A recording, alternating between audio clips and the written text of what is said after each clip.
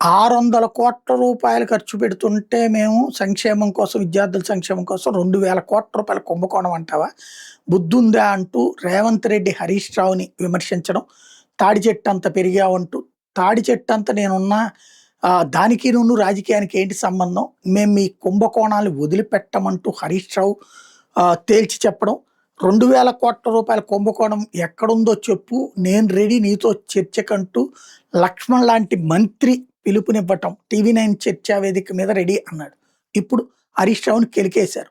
హరీష్ రావు అయితే ఆధారాలు లేకుండా వేగ్గా మాట్లాడే మనిషి కాదు.